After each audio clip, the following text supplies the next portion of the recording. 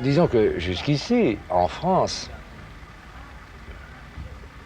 la culture est comme par la force des choses, pour employer cette expression facile, par la force des choses a été l'apanage de quelques privilégiés, disons de ceux qui ont des moyens.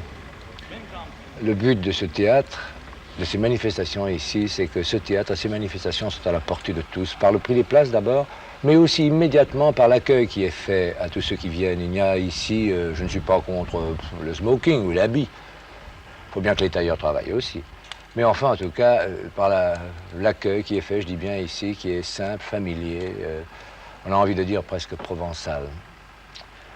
Et cela est important, par les dialogues au verger. Il n'y a pas de conférence ex cathedra, il y a des dialogues, c'est-à-dire que ce n'est pas un seul qui a la parole, mais tout le monde et tous ceux qui veulent bien apprendre. Ceci dit, sans que ça tombe dans le désordre. Nous avons toujours pris, non pas au plus haut, mais il n'y avait pas pour nous d'œuvres faciles et d'œuvres difficiles. Il y avait les œuvres qui sont belles, qui sont valables, que l'on doit jouer. Et en même temps, nous nous adressions à un public populaire. Est-ce que le théâtre populaire, au sens où vous l'entendez, est un théâtre engagé socialement et politiquement? C'est à chacun des individus qui sont dans cette salle de s'engager politiquement, c'est-à-dire à l'intérieur d'un parti ou par l'absence de prise de position, même ce qui est une position politique aussi. Ne pas rentrer dans un parti ou bien ne pas avoir d'idée politique. Mais le reste, en ce qui concerne ce groupement qui en est un tous les soirs, c'est-à-dire de plus de 3000 spectateurs, ce n'est pas à nous, directeurs du festival, à leur faire un meeting pour leur dire où en êtes-vous politiquement.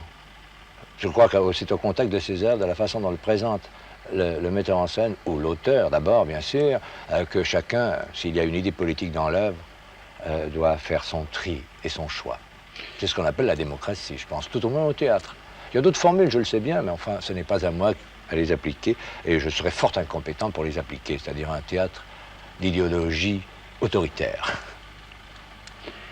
On a l'impression souvent, Jean Vilar, que le public vient maintenant en Avignon un peu comme un pèlerinage. Que vient-il chercher? Oui, mais à où il n'y a Avignon? pas d'église, bien qu'il y ait un château des papes, n'est-ce pas? Il n'y a pas le côté coercition, mise en condition que représentent toutes les églises. Je ne parle pas seulement de celles qui nous dirigent spirituellement en France et en Europe, je parle de toutes les autres.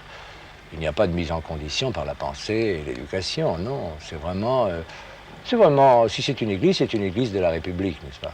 Qui est très laïque. Mais ce qui, comme des républicains, il y a des catholiques, des protestants, etc., etc.